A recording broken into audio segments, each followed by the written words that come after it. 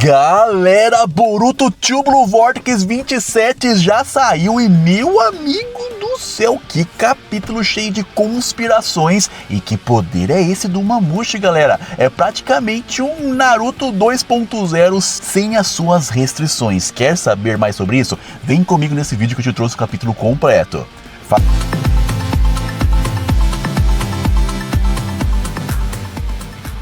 Fala galera, beleza?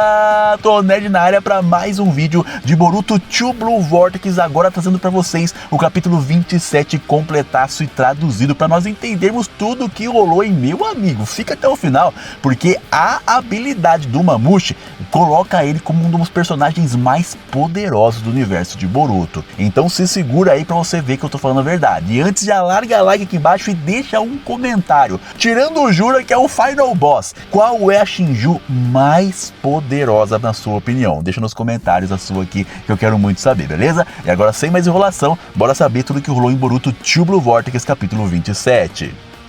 E o capítulo já começa naquela página insana do exato momento que o Daemon foi lá e pegou tanto a Sarada como a Sumire pelo pescoço, meu parceiro. Não deu tempo nem da Sarada ativar o seu Mangekyo Sharingan, nem tampouco o seu Sharingan pra fazer alguma coisa. Ele já estava lá com o pescocinho delas pronto pra quebrar igual pescoço de galinha. Só que, ao invés de quebrar o pescoço das duas, ele solta, dá um sorriso e farma aura, que é o que mais esse moleque faz em todas as suas aparições no mangá de Boruto, é farmar aura. Esse moleque é muito brabo. Ele diz se elas perceberam a diferença absurda de poderes entre ele e elas, e que se elas perceberam isso, elas já devem ter entendido que ele pode, numa simples mudança de humor, matá-las antes mesmo que elas saibam, que elas se deem conta de que foram mortas. Galera, esse moleque não tem que fazer, é meio metro de pura casca grossice, meu parceiro, bom demais da conta. As duas não entendem, né, e perguntam, pô, nós não seremos mortas então por não termos caído na onipotência da Eida? E então a Eida começa o seu monólogo, a sua explicação. Ela acha muito estranho, né, o fato delas não terem caído no seu fascínio, e então ela fica matutando na cabeça dela o que pode ter acontecido. Primeiro, ela tem aquela teoria que todo mundo na internet já lançou, que as duas não foram afetadas porque elas amam um Otsutsuki, que é ali no caso o Boruto, né, ambas as duas, tanto a Sarada como a Sumire, amam o Boruto, e por isso, né, a teoria da galera era essa, que esse amor acabou ali negando a onipotência da Eida. Só que a Eida mesmo fala que não, que isso não faz sentido, porque há muitas e muitas outras meninas que são caidinhas, galera, que ficam com os olhinhos brilhantes e lacrimejantes quando vem o Boruto e o Kawaki, e nem por conta disso elas deixaram de ser afetadas pela onipotência. Então ela descarta completamente essa teoria, e aqui é lógico, né, que é o autor da obra falando pra gente, cara, não é por esse caminho aí.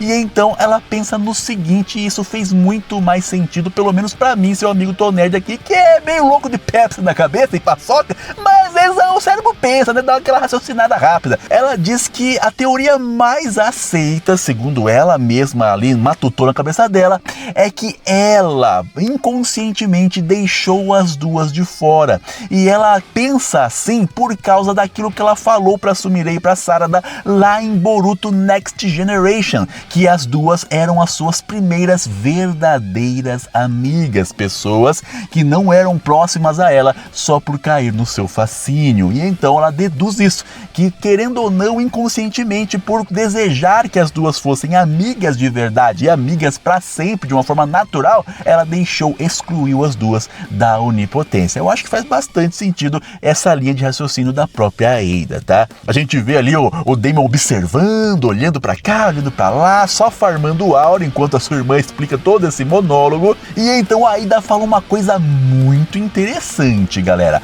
Ela diz que é perigoso, né, as duas serem ninjas, que são ninjas muito poderosas, segundo a própria Aida diz, e não caíram na onipotência. Ou seja, se elas precisarem atacar a Aida, elas não vão ali ser afetadas pelo fascínio e vão conseguir concluir o seu ataque. E por conta disso, a Aida fica um pouco com o pé atrás. Só que ela mesmo diz que se for para ela ser morta por alguém, que seja então pelas mãos da Sumire e da Sarada, que são pessoas que ela realmente considera as suas verdadeiras amigas, galera. pô, será que ela tá dando um caô aqui ou é de coração isso aqui, casca grossa, né, cara? Aí curti. Nesse momento, então, o Daemon, né, até o Daemon ficou meio assim, né, ô minha irmã, tá ficando louca, minha filha, tá achando que as meninas vão matar você e vai ficar agradecendo?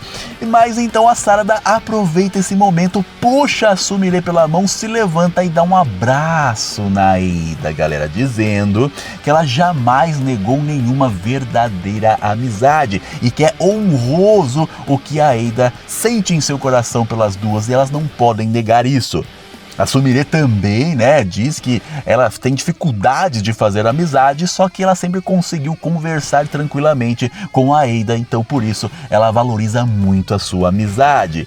Aí acha estranho, né? Falar, Sarada, como assim me abraçando de uma hora pra outra? Mas então ela acaba aceitando esse abraço e diz estar muito grata por ter verdadeiras amigas. E a Aida é alta, né, cara? Olha aquele salto tamanho 55 dela, porque, pô, o tamanho da Sarada perto dela, cara. Depois desse monólogo entre as amigas e o farmador de aura de meio metro de altura, a gente corta pro covil do Boruto e do Kashinkoji. E lembrando, né, que eles estão com o Inojin lá que tá batendo uma com o Shikamaru para explicar, galera, sobre o ataque do Momushi que, né, o Kashinkoji viu na sua habilidade das 10 direções. E então ele começa a explicar para o Shikamaru qual é a habilidade especial ou uma das habilidades especiais que o Mamushi tem. E, cara, essa habilidade é estilo que o Naruto fazia na guerra, meu parceiro, só que sem o déficit de energia, né, de chakra, no caso, que o Naruto tinha quando fazia isso. Ele explica para o Shikamaru que uma das habilidades do Momushi é se dividir inúmeras vezes, não tem um limite de quanto ele pode se dividir. Só que diferente de um clone das sombras, que quanto mais você se divide, mais também o seu chakra se divide, ou seja, cada indivíduo vai ficando cada vez mais fraco e também o original vai perdendo essa potência de chakra para usar, né, em qualquer momento na batalha. O Mamushi não tem esse déficit de chakra, galera. Todos os Mamushis são como se fossem o original, já tá aí, não é só uma cópia, é um original que é dividido como se fosse uma divisão celular, igual acontece lá em One Punch Man com o Esperma Negro, lembra? Então é a mesma pegada e eles, galera, todos eles têm a mesma potência e o mesmo vigor de chakra do próprio Mamushi original, galera, que iniciou essa divisão. Ou seja, não é um Mamushi extremamente poderoso overpower, são milhares, centenas de milhares de Mamushi com o mesmo potencial de força e chakra. O Shikamaru então fica impressionado, né? Fala, pô, como assim, cara? É um multiclone das sombras igual o Naruto fazia, só que sem o problema, né? Sem o calcanhar de Aquiles, que é o consumo de energia. E então o Kashinkoji fala a única fraqueza que tem nessa habilidade, que quanto mais ele se divide, menos inteligente ele fica. Ou seja, vai ficando um cara poderoso e burrão, né? Tipo assim, né, cara? Então o Shikamaru, que é um cara crânio, pode ser que consiga fazer alguma estratégia pra pegá-lo. Só que o problema é que não tem limite de divisão, né, cara? Aí que tá o problemão aqui. O Shikamaru, muito crânio, né, já vai armando a estratégia. Fala, então o negócio é deixar ele se dividir bastante, pra ele ficar bem idiotão, e aí destruir todos de uma vez só com vários golpes combinados de alta escala de destruição, né? Só que aí então o Kashinkoji diz que, né, é uma brecha sim, mas não é tão fácil como o Shikamaru tá pensando, porque os caras vai ser burro, mas vai ser muito poderoso. E o Kashinkoji continua dizendo que também tem um outro ponto muito importante que tem que ser gravado na mente dos ninjas que vão enfrentar esse caboclo aí do Mamushi. Ele diz que cada vez que um for derrotado, eles têm que destruir completamente ambos os dois olhos dessa cópia, desse clone, digamos assim. Porque, galera, além do Mamushi original poder se dividir, os seus clones também podem se dividir, e a única forma de parar essa divisão é destruindo ambos os olhos do bicho. Então o negócio vai partir por ali. O Shikamaru fica pensando, né, pô, realmente a estratégia que eu tive é a melhor, só que se for muita quantidade vai ser difícil controlá-lo, e então o Kashinkoji diz que eles não podem deixar passar de 20 a 30 indivíduos, que já vão ser bem idiotas o suficiente para serem enganados, e vai ser ali uma coisa não tão descontrolada controlada, que vai poder dar um jeito ali, como se fosse uma caçada de búfalos, de rinocerontes, essas paradas assim, junta um grupão ali e desce cacete todo mundo. Vai ser mais ou menos essa estratégia aí. O Shikamaru então faz um questionamento bem interessante, perguntando, né, se tiver um grupo ali, se não vai ter alguns indivíduos distantes, ou seja, não adianta vencer o grupo que vai ter mais mamutes espalhados fora da vila. Só que então o Kashinkoji explica que pelo fato deles se dividirem, eles agem de uma forma mais instintiva, como se fossem animais mesmo. E animais gostam de fazer o quê? Andar em bandos maiores, ou seja,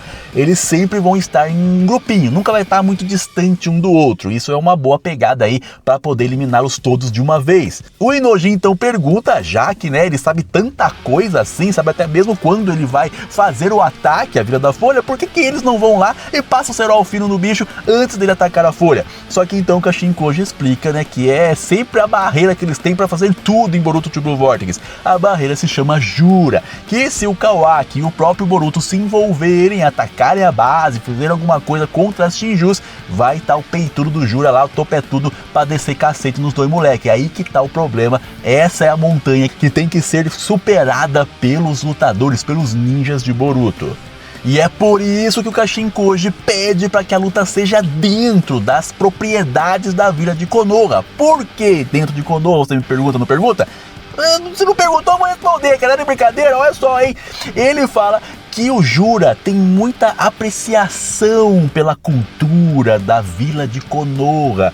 E se a luta for lá dentro, o Jura não vai atacar por apreciar as coisas que tem lá, entende? Aquela bibliotequinha que ele tem a fichinha dele lá para alugar um livro, deve ter lá um lugarzinho que ele aluga um DVDzinho para assistir na casa, na verdade, essas paradas assim, aquele tiozinho da esquina que vende aquele cachorro quente gostoso, então ele não quer destruir os bagulho que ele gosta, né, cara? Fala sério, eu também não ia querer, né? Mas aí é um ponto positivo pra galera, pelo menos, né? Meu Deus do céu, tá tudo perdido. Agora o mundo ninja não está nas mãos mais dos ninjas poderosos, tipo Sasuke, Naruto, essas paradas. Agora tá no tio do lamen lá, que faz um lamen gostoso e o bicho gosta de comer e não vai destruir a vila. Inclusive é mostrado uma cena do Jura sentadão, tranquilo lá no tiozinho da barraca de cachorro-quente, comendo lá um espetinho de morango com chocolate, que não deve ser isso, tá, galera?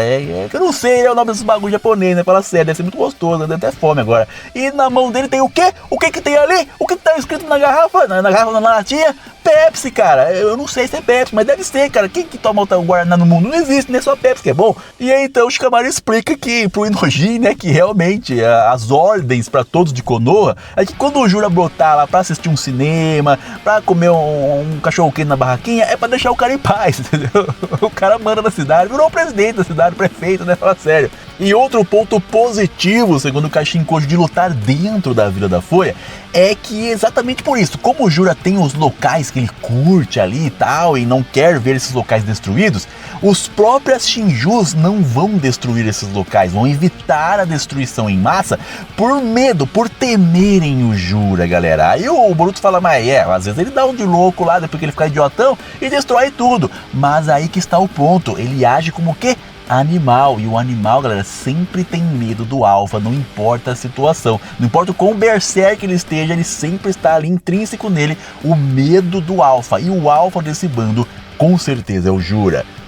O Kashinkoji então vira pro Inojin e o que ele fala aqui, meu parceiro, vai deixar você com os pelos da nuca arrepiados, se é que você tem pelo lá, né, cara? Ele fala que o Inojin tem que dominar uma nova habilidade, uma nova técnica antes que o Mumushi ataque a Vila da Folha, que será mais ou menos em uma semana, então ele tem 2 dias no máximo pra aprender essa nova habilidade. O Inojin fala, ô, pera aí, cara, isso é de brincadeira, eu não sou o Sasuke, o Uchiha da vida pra dominar o bagulho em um dia, na verdade? Só que então o Kashinkoji joga um negócio absurdo no ventilador. Ele diz que o Inojin deve ter uma certa facilidade de aprender essa nova habilidade, porque ela tem a ver com a habilidade de telepatia que o clã Yamanaka usa, e também pelo fato do próprio Inojin ter inventado essa habilidade no futuro para vingar a morte da Himawari. Galera do céu, então em um desses futuros, a Hima, aquela coisinha fofa, assim, pela bochechinha dela,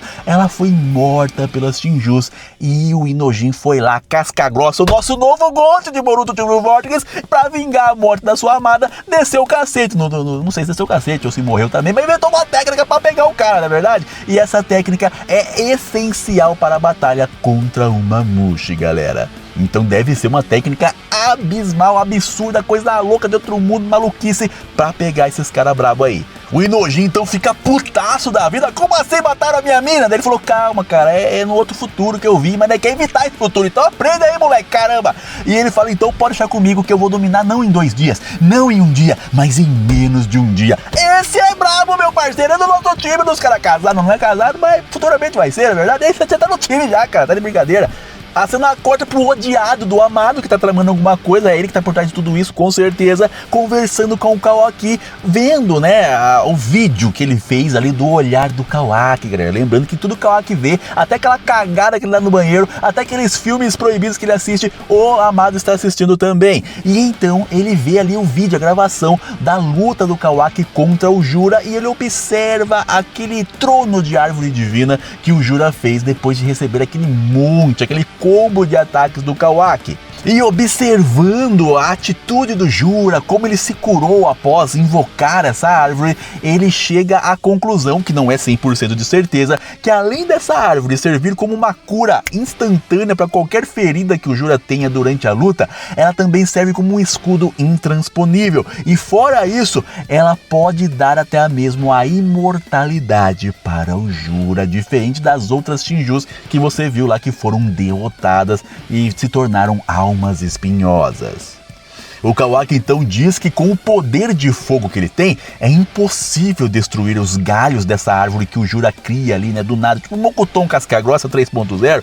E então ele precisa de mais poder, de mais força. Tá que nem já esse cara aí, não sei, viu, tá querendo muita força demais. O Amado diz que não, se fosse o Kawaki não ia por esse caminho, porque não é bem assim as coisas, só que aí o Kawaki não tem conversa, né? Já pega o velho pelo pescoço, joga na parede que nem lagartixa, dá bicu, na bicu ele não deu não, mas eu daria bicu nesse velho, só por querer meu, né? Sério. E já joga a real pro velho, ele diz que sabe das malcriação desse Amado faz por aí debaixo dos panos, e que se ele quer realmente a colaboração do Kawaki para salvar a filha dele, é melhor ele liberar esse poder logo pro moleque, fazer as alterações ali e já deixar o cara casca-grossa pra caramba pra poder peitar o Jura. Ele então solta o Amado, que explica o seu ponto. Ele diz que o corpo do Kawaki não vai aguentar tantas alterações assim. E não é por causa da luta com o Jura que ele vai se destruir, mas ele vai acabar se autodestruindo com as alterações feitas. Mas o Kawaki diz que não quer nem saber e que o desejo do velho Amado só vai se concluir quando o Kawaki estiver com todos os inimigos debaixo da terra num caixão muito bem fechado. E com isso então ele põe o velho na parede, né? Uma sinuca de bico. Ou o Kawaki morre por ser fraco demais, ou morre tentando ser forte e destruindo seus inimigos, pelo menos num processo, né, de morte. Então como é que vai ser, meu parceiro? É um ou é outro? A cena então corta lá pra interrogatório, né? Pro interrogatório daquele cara lá, Zé Ruela, Zé Cueca lá, com o Konohamaru-chan. E o velho tá ali, né? Colocando o nosso Konohamaru-chan na parede, meu parceiro. E aí, meu parceiro, que negócio é esse? Tô achando meio estranho essa parada aí de vocês de Konoha, deixar o cara fugir, tá meio me cheirando mal essa história aí. Agora você vem com esse papinho que não sabe se o Boruto realmente é o inimigo. E aí, como é que é, cara? Qual é a sua explicação? E o Konohamaru-chan, ao invés de sair fora, falar, não, cara, tem que matar esse cara mesmo, traidor, tem que morrer mesmo, traidor morto, ele fala a real, ele fala, cara, eu realmente odiava o Boruto até aquele dia do interrogatório, mas após essa missão no deserto, eu já não sei mais, parece que tem alguma coisa errada, algo que não está muito bem explicado sobre esse traidor. O velho fica pensativo, fala, pô, esse cara aí realmente é um cara muito sincero, dá pra confiar na palavra dele, mas ele é idiota, né, cara, pelo amor de Deus, nessa situação falar uma coisa dessa, tá de brincadeira, mas eu acho que é isso que vai salvar o Konohamaru-chan das garras desse cara mandado pelo senhor feudal do fogo, tá? Neste momento do interrogatório, tá o Sai ali de bracinho cruzado, mandando os 3 pontinhos igual o Dragon de One Piece, só que aí o Shikamaru faz uma cal com o Konohamaru, fala pra ele não deixar, né, transparecer, que ele tá ali conversando com alguém telepaticamente, através do Inojin, e o Inojin é o prodígio do Clan Yamanaka, né, cara? O cara tá do outro lado do planeta e tá conseguindo comunicar assim, tranquilo, suave, com um monte monte de gente lá em Konoha, por mais que tenha um monte de barreira lá, o cara consegue passar tudo. Esse aí, olha, tem que bater palma pra ele. O vô dele estaria muito orgulhoso agora. E o Shikamaru revela para o Konohamaru que quem deixou o Boruto escapar foi ele, por intenção própria, por vontade própria, porque ele, agora que o Konohamaru sabe mais ou menos, já tem essa dúvida plantada de quem realmente é o traidor ali, que Boruto não parece ser tão traíra assim, até o Konohamaru tem uma lembrança do Boruto aqui, ele então explica que é pro Konohamaru continuar acreditando nisso, que o Boruto tem alguma coisa ali que tá faltando, uma peça nesse quebra-cabeça que não se encaixa, e assim então é pra ele ajudar ali, na surdina, o Shikamaru a ajudar o Boruto a colaborar com o Boruto. Só que o Sai, cara, o Sai tá meio assim, sabe? Ele, ao invés dele sair, tá chegando na ideia e tá um negócio meio complicado, entendeu? Ele tá percebendo, ele é casado com a mina dos Yamanaka, né, meu? O moleque é filho dele, ele sabe que tem alguma coisa cheirando mal ali e não é fralda suja. Assim, ele então volta lá pra casinha, né, pra mansão da Eida e tá lá, entre beijos e abraços com as suas amigas verdadeiras ali de Corazation. E enquanto a Sarada está sendo atacada por beijos e abraços da Eida, meu Deus do céu, essa amizade tá meio estranha, meu sei não. A Sumire, ligeira de tudo, fala que tem serviço lá atrasado no laboratório e ela precisa correr pra lá. E quando ela sai ali da porta pra fora, ela dá de cara com o homem, o cara de olhos verdes, o gato de olhos verdes, que é o Borutão esperando por ela. Quem está ali observando de longe da sacada da sua mansão é o nosso queridíssimo Mitsuki, que está olhando ali o que está acontecendo. Ele já sabe, né, que o sol dele é o Boruto, na verdade, né, por mais que a mente dele diz que não, mas o coração fala que sim. E então o Boruto saca a katana do seu mestre Sasuke e explica uma coisa bem interessante para Sumire. O Boruto explica sobre a técnica Hagoromo, que é a técnica de esgrima Uchiha.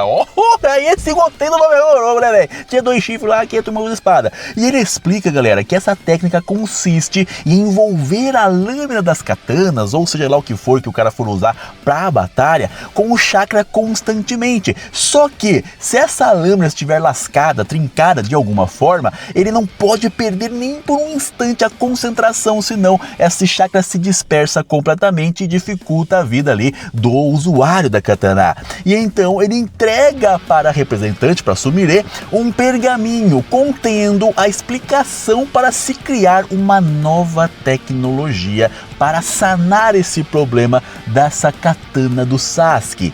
A Sumire, quando começa a ler o bagulho, fala: meu Deus do céu, isso aqui é um negócio de outro mundo, que coisa louca é essa? Não existe tecnologia semelhante a essa sequer.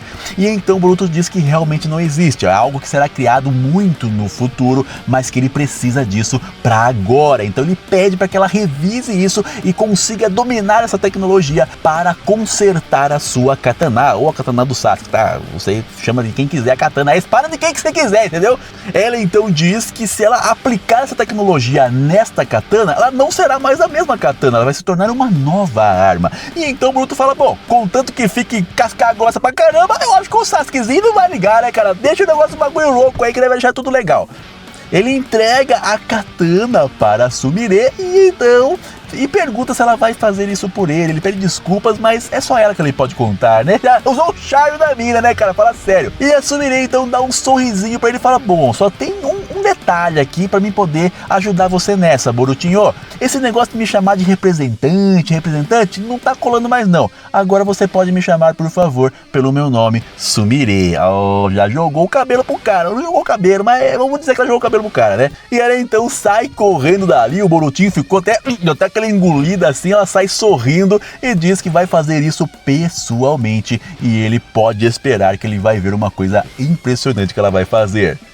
A cena corta então para alguns dias no futuro e nós vemos uma galerinha se reunindo nos muros da Vila da Folha. E sim, galera, são cinco Momoshis que acabam de chegar ali e estão se perguntando onde será que a Eida está, né? Que é o alvo dele, a Eida. Ele quer pegar ele de tudo quanto é jeito para absorver o DNA da menina. E então ele pede para os seus clones, digamos assim, não sei se pode chamar de clones, que clones é um monte de clone da sombra que não é clone, sei lá, cara, ele pede pros brothers dele lá, vou chamar de brother, tá? Porque eu sou meio burro, não sei explicar, pra eles limitarem, pra eles suprimirem seu chakra, pra que os ninjas menores não saibam onde eles estão e então terão mais liberdade para agir na Vila da Folha. E galera do céu, bagulho vai pegar fogo, cara. Se segura que esse mangá tá cada vez melhor e finalmente, ó, a porradaria vai estancar de novo, só que agora você fica esperando, cara. Vai ser luta de inteligência. Shikamaru é casca grossa demais. Nós vimos isso lá em Naruto Shippuden. O cara é crânio pra armar